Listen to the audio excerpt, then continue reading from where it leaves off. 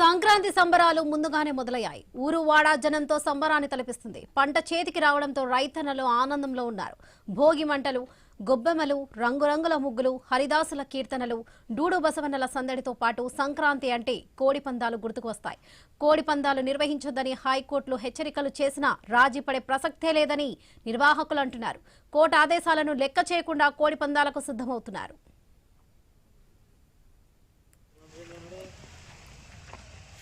ఎలా తిరిగాయి బాగా ఎలా తిరుగు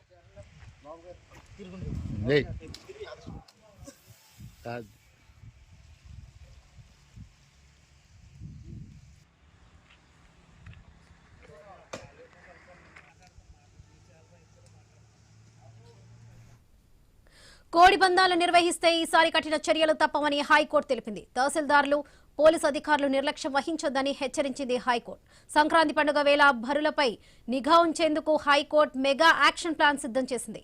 సంక్రాంతికి కోడి గెలుస్తుందా లేక కోర్టు ఆదేశాలు గెలుస్తాయా అనేది ఆసక్తికరంగా మారింది. జంతు హింస నిరోధక చట్టం 1960 ప్రకారం పుంజుల కాళ్లకు కత్తులు కట్టడం, వాటిని హింసకు గురి చేయడం పూర్తిగా నిషేధం.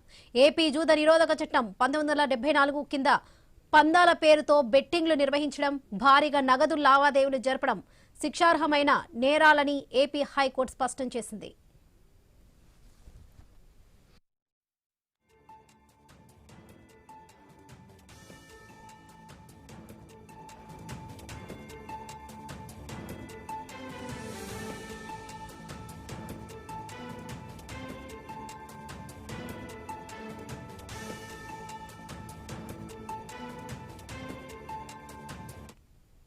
కోడి పందేల ముసుగులో జరుగుతున్న జూదం వల్ల యువత వాటికి ఆకర్షితులవుతున్నారు. దీనివల్ల ఆర్థికంగా నష్టపోయే ప్రమాదం ఉందని పిటిషనర్లు ఆవేదన వ్యక్తం చేశారు. చట్ట ప్రకారం చర్యలు తీసుకుంటామని పోలీసులు చెబుతున్నా మరోవైపు నిర్వాహకులు మాత్రం కోడి పందాలకు సిద్ధమవుతున్నారు. క్షేత్రస్థాయిలో కోడి పందాలు నిర్వహించేందుకు అన్ని ఏర్పాట్లు చేస్తున్నారు.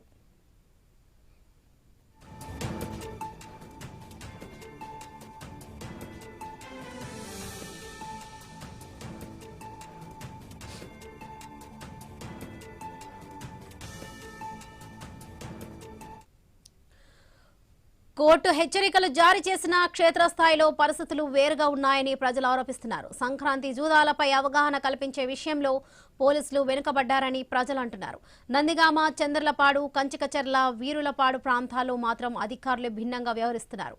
కోడిపందేల పేరుతో జూదాలకు ఏర్పాట్లు చేసుకుంటున్నారు. పోలీసులు, రెవెన్యూ అధికారులు ఎలా స్పందిస్తారనేది ఆసక్తికరంగా మారింది. కోడి పందాలు జరగకుండా చర్యలు తీసుకుంటారా లేక పర్యవేక్షణకే పరిమితమవుతారా అన్నది చూడాల్సి ఉంది. నందిగామ సబ్ డివిజన్ పరిధిలో గల కోడి పందాలు, జోదాలు జరగకుండా స్పెషల్ పార్టీలు పెట్టి జోదాలు, కోడి పందాలు జరగకుండా నివారించడం 26 కాట్ఫిట్స్ కూడా ఆ యజమానులకు నోటీసులు కూడా ఇవ్వడం జరిగింది. కోడి పందేల బరులపై పోలీసులు ఉక్కుపాదం మోపుతున్నారు. ఎన్టీఆర్ జిల్లా ఇబ్రహీంపట్నంలో పలు చోట్ల బరులను నిర్వాహకులు సిద్ధం చేస్తున్నారు. పందేల కోసం భారీగా అన్ని ఏర్పాట్లు చేస్తున్నారు. బరులను పోలీసులు ధ్వంసం చేస్తున్నారు. హైకోర్టు ఆదేశాలు బేఖాతరు చేస్తున్న కోడి పందేల నిర్వాహకులకు పోలీసులు నోటీసులు జారీ చేస్తున్నారు.